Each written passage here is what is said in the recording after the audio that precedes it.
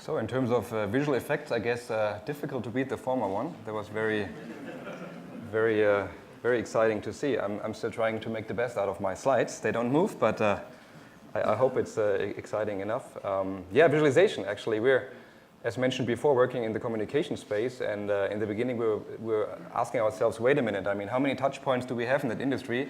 And how relevant is it for our industry? And then once we looked a little deeper, we actually found a couple of very exciting examples. And what I will do is give you a little bit of an overview of what we see. We were also looking a little bit into numbers, productivity numbers, into what does it really help to have visualization methodologies and technologies in your organization. Does it drive productivity or not? Very difficult actually to find these numbers we found. You see a lot of visualization technologies, but what does it mean? Can I measure it? Should I do it or not as an enterprise? That's something that was very difficult to find, which is interesting in itself, we feel. And then I'm going to jump just into a couple of selections of products and services, startups that we've been stumbling over in the last couple of years because we look a lot into emerging trends. So you see a couple of examples of interesting visualizations, interesting aspects where companies, startups actually use technologies that are relevant. Let me see if this works.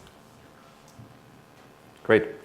So very quickly, on our company, so we're a global communications company focused strongly on carriers and telco suppliers, work all around the world, have roughly 800 consultants, and are working in many different markets. You see the T logo up there, so we're part of Deutsche Telekom Group, but we also work with a number of other carriers in different markets, and obviously the T-Mobile asset that DT still has in the US will be gone in a couple of months, 39 billion. But yeah, we work globally actually with a number of these clients, and we also work in communications and other industries. So you'll see it in the next panel that we also do communications for healthcare, communications for manufacturing, communications for media and content and other industries. And our group here in the US does a lot around emerging trends and everything that's coming up and becoming relevant for communications markets. So you can see a couple of the big areas at the moment where also most of the venture capital goes, and these are areas that we are also looking into. We look into product, services, business models that are coming up that will become relevant for our clients. And that's what we do basically here out of San Francisco. And with that little advertising, I move into the visualization topic. Why is it important? Here are a couple of stats actually that we were able to find, and why should companies be engaged in that field? Starting with the more generic one over here, it improves business insight. I think that's not difficult to understand for everybody. There was a large panel being done around how strong does visualization increase your business insights, and 74% said yes, we use it. It really helps us making sense out of data. The second one actually that's interesting is productivity. So we looked specifically into manufacturing. We found some pretty good examples in manufacturing.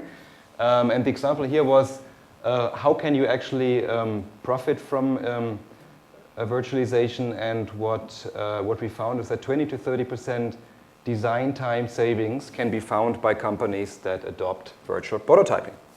Another very interesting one is 24% of the best practice companies in manufacturing use 3D modeling. So there's some really tangible benefits of companies working with these kind of technologies. And another interesting one was there is a manufacturer that claims 96% cost savings through the introduction of prototyping and virtual prototyping. So pretty significant numbers, and pretty much a reason for many companies to look into. We had a number of examples, and actually, to be honest, there were a number that were already mentioned that I had in my deck, so I quickly deleted them. And we'll just talk about 2 or 3 which are more visionary, a little bit more forward-looking, before I jump into some real life cases. One example that we are very passionate about is education. Education obviously is a huge market under massive transformation at the moment. And what we see there as a large potential is virtual trainings, advanced simulations, virtual classrooms, and labs. Especially if you combine that with gaming mechanics, gaming dynamics, I think it becomes very interesting going forward what you can do on the interface between virtualization and gaming. If you make that really immersive, you see today many language classes actually start already working with virtual tools. That's become very popular there. And you see some first trials, but I think there's lots of room to grow. Another area that we're also passionate about is virtual conferences. That's been tried for quite a while. But we believe there is, once it's really as realistic as a real conference, there's a good reason that people shouldn't fly around the world and run through sticky rooms trying to meet people. There should be much more efficient ways to connect in business than what we do today, right? And it shouldn't be offline, it shouldn't be remote, it should be a real experience, like a live experience, but you have to use virtualization actually to get there. And a couple of companies are working in that space, doing some pretty exciting research at the moment that hopefully will gain traction very soon. Jumping into a couple of numbers, obviously what's interesting for our clients, the infrastructure, carriers, ISPs, companies who build the infrastructure, is data traffic. And what you can see currently is that within virtualization, video obviously counting as one of the technologies there as well, is by far the dominant technology. You see that 84% of the traffic is generated by video by 2014. So that's a pretty massive number. If you look at how it breaks down into certain markets, you see Europe and North Africa, and North America being the dominant markets, followed by the Asian market. And you see obviously that the annual growth rate is going down, but if you consider the bandwidth we have up here, it's actually very understandable that we go into certain limitations in that space. Another couple of slides that show that this market is really, really growing very fast. Augmented reality has the steepest growing curves, but if you look at where they come from, 21 million to 3 billion in 2016, you can understand why we have this strong hockey stick effect. And other ones that we see is video conferencing. Obviously, that's something I think we don't have to go into detail because everybody knows about the trend. So we see definitely a very intact trend here from 8 billion, from about 3-4 billion today, doubling by 2014. And the third one we discussed before, 3D, growing slightly slower, but definitely also a very healthy growth rate. So most of the core technologies in virtualization have a pretty strong growth trend. Now, which are the markets that are predominantly influenced by these technologies? And we looked around, looked actually at all the studies that we could find, and you can see that pretty much each of the large industry verticals on this planet is actually touched by it. And there's a statistic that I personally like here in the middle. Degree of importance of data visualization by function within these industries.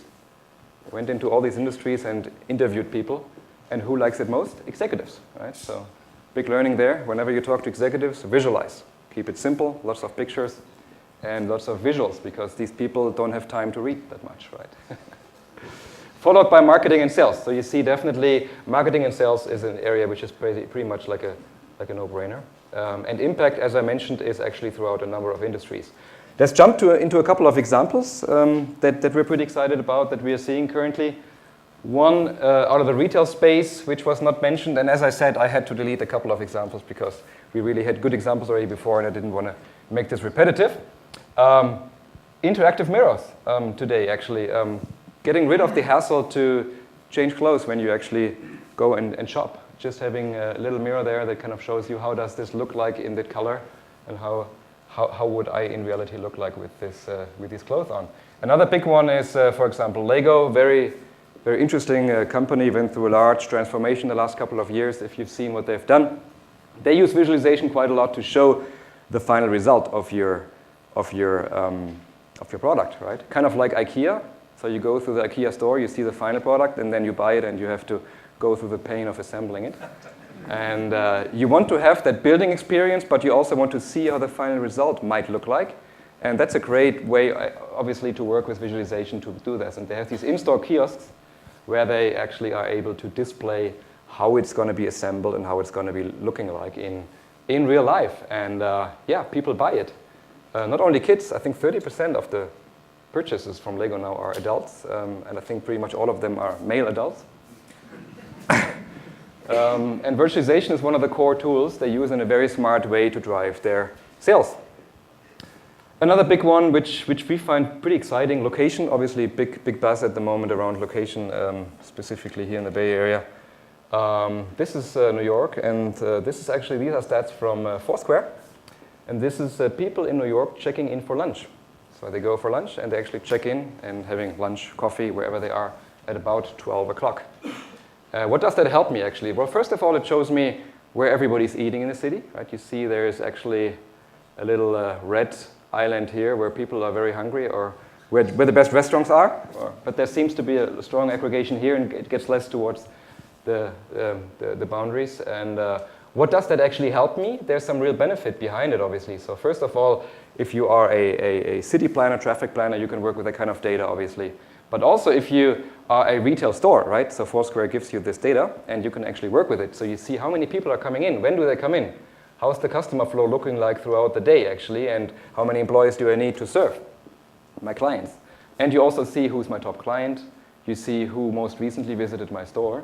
So through personalization and visualization, you get some very good data that you as a restaurant, for example, can work with and can optimize your own business with.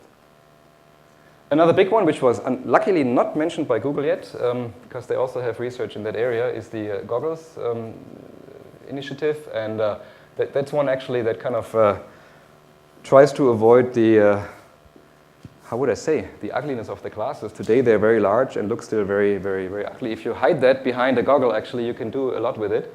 And I think that's a pretty interesting use case. Once prices will come down, we can see a number of people using that stuff, right? Because you have statistics in here. You can see how fast was I going with my ski or snowboard. You can locate your friends, right? How many times are you skiing? And people go to lunch, people make a break, you don't find them anymore. So if you can locate your friends in an easy way without pulling out your phone, it's pretty attractive. You have a map of the ski region. You have a video camera to shoot some pictures when you're going down the hill. And you obviously have video and music adjacent. So a lot of interesting plays around visualization and classes. And actually, a couple of our clients are looking into this area at the moment. Not only goggles, but also just normal classes and embedding visual animations inside of classes. Very exciting field. Another one I think that was already discussed before quickly is gaming and 3D gaming. Obvious trend, obviously, that with such an interactive format, it has to go to 3D to become even more interactive and engaging. And what's interesting is that some industry leaders say that by 2012, about 50% of the consoles in gaming will already have interactive and 3D, which is actually pretty amazing. Some will only have little components, some will have larger components, but you can definitely see in the next year there's going to be a big rush into 3D in gaming. Another one which maybe many people use privately, I'm not sure, but still there might be a couple who haven't seen it yet, so I pull it up. This is Zillow, a company out of Seattle. There's another one called Julia here in the city as well. And what they do is they use Google Maps to do mashups on top of it. And they use real estate data, and you can see houses to buy or to rent in a certain area. You can just very easily just kind of fly over an area, zoom down. You can define your criteria. What am I looking for? Am I buying? Am I renting? Am I selling? What's my minimum price? How many beds? And then you actually can zoom in, and you can actually find what you're looking for. Massive increase of speed, right? If you speak to realtors today, they say the amount of data we have today to decide, if you just look back 8 to 10 years, huge productivity gains basically for the whole industry. And you have people now buying without even seeing houses. They have automatic engines running over these tools and buying and selling houses without seeing anything, right? Might be risky, to be honest, but you see certain automation happening there in some areas. Another one that's very interesting is obviously factories. We discussed manufacturing before, and that was an area where we were really able to find good data. And manufacturing is an area, obviously, where virtualization has played a role since a number of years. In the beginning, mostly factory design, moving into virtual prototyping. And what's happening now is that you can do virtual testing and virtual production. So you can run a complete production cycle without having a plant, right? And then you run into all the bottlenecks and errors, and you can improve and optimize before you actually start building a plant.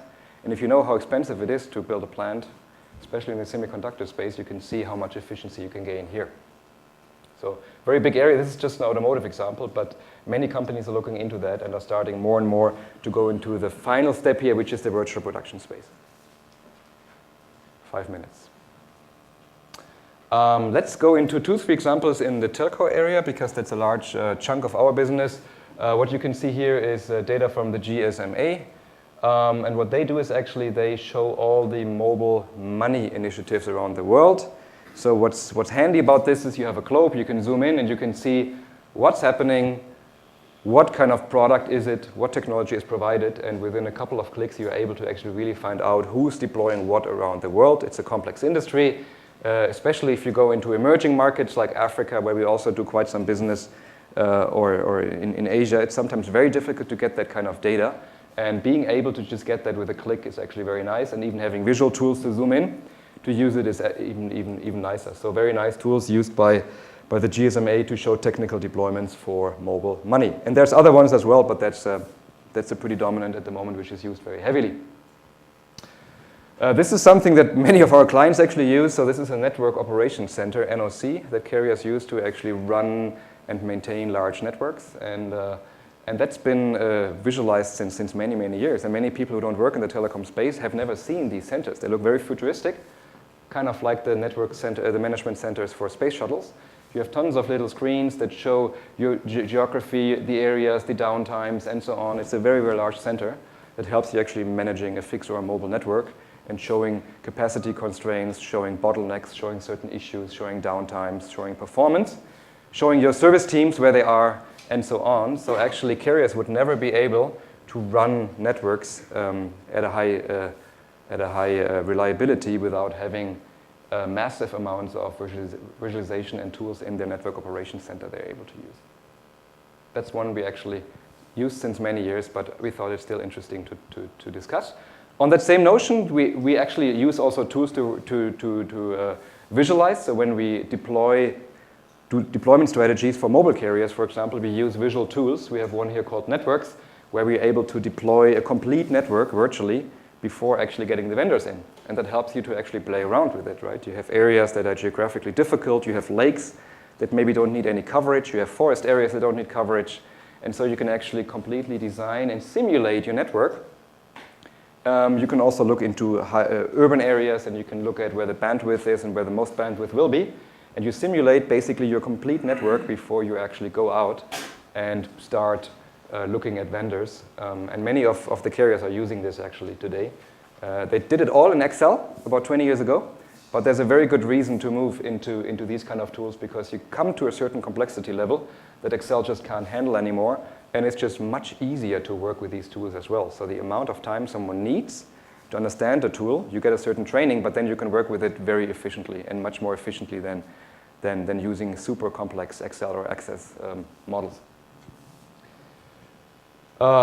Yeah, another area, very obvious, obviously, but apps and games, right? I mean, in the end, what happened in that whole mobile market is we got rid of the keyboard mostly on many phones, and we got into a lot of immersive games, and we basically bring visualization into the mobile front end, right? And by now, most of the handsets are designed that way, and none of these apps would actually work without the nice technology we have now to visualize and to make it extremely easy to use. Many people forget about it, but in the end, there's definitely a core behind that as well. Another one that we actually use in our own work to kind of make clients aware about what technologies are coming into my space and what should I be aware of. And what we always use is these kind of radar screens where you can see, is this kind of far away from me, or is it hitting me, like 5 years out, 3 years out, 1 year out, launched. And then you can display certain technologies, trends, whatever you want to display. And you can show, is this highly relevant for me, medium relevant, or low relevant, and where is it? And then you can actually visualize that and make it pretty immersive, and you can see what's coming into my direction. How do I navigate? What are disruptive trends for me? What do I have to change? Right? And many of our clients actually love these visuals because it's very easy for them to understand. And again, for top management, you get a report once a month and you kind of see what's there and what do I have to care about and what maybe is not there yet. Well, there's maybe a technology that's in big buzz, but maybe it launches in 5 years. So maybe I shouldn't worry about it right now. Right? But maybe there's something I'm not tracking right now that I should better track. So easy tools for top management to visualize and understand areas. Another one that's good to use is obviously something like basic trees, and we use that to track markets, interestingly. So if you have cloud market, super agile market, companies coming up, merging, changing all the time. How do you track that, and how do you keep an overview on who's there and who's moving, right? And what works here is just very simple tree structures to kind of get an overview on who is in which market, because these markets are super complex. Looks simple, but very valuable. Yeah, and the final one, which I think I'm still in time. I think it's pretty interesting. A company out of San Francisco quit, a Peter Thiel investment in a center, and what they do is actually they have a visualization tool to display technologies on a map. And what you see here is actually they try to cover a lot of different areas, targeted advertising, biopharma, genomics, and you can see where the buzz is. You can see there's tons of companies in that space with the same business model doing the same thing, right? And what becomes super interesting now, the next step is you can look into cross functions. You can say between gaming and ad targeting, between genomics and pharma. What's happening there, and where are the first companies evolving, and is it hot or not? And they actually use these tools. They mostly track companies that are not public yet, because once they're public, you have iBanks and other banks tracking them, and so you have tons of data anyways.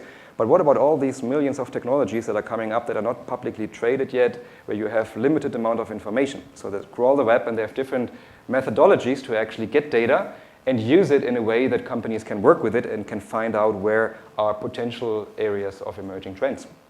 And with that, I think I'm done and would open for questions.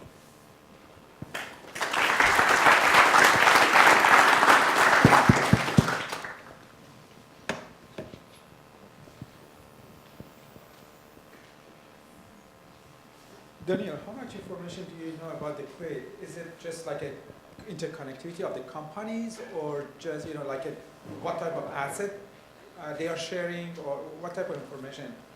They're actually fairly secretive about it yet, because they're still in stealth mode. So we've met the company, but they're based in downtown San Francisco, and they mostly use information that is publicly available, but they also crawl a huge base of information that financial institutions actually work with. And so they have access there, and they kind of clean the data, take the company names usually out from what I understand, and just try to find the verticals and the fields that are coming and emerging. And the biggest clients are financial services organizations and venture capitalists, from what I understand. Yeah.